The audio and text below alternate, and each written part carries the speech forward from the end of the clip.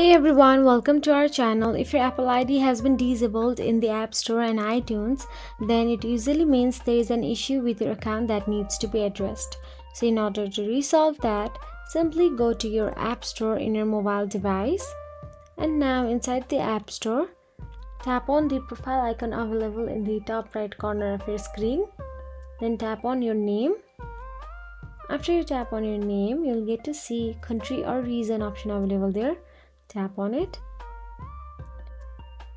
Now once you tap on it, you'll get to see change country or region option available there. Again, tap on it.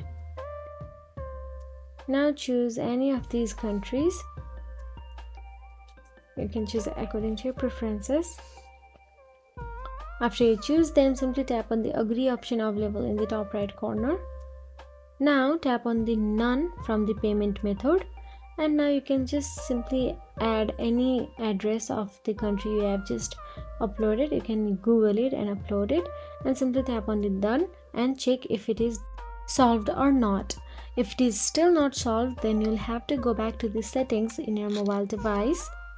Now inside the settings, tap on your name on the top and you'll be navigated to Apple ID settings. From there, tap on the sign in and security. Then simply tap on the change password option available there. Now all you have to do is change your Apple ID password and reset it. So that's it guys. By following these steps, you should be able to fix all this issue. So that's it. If you found this video helpful, please like, share and subscribe our channel, and thank you so much for watching.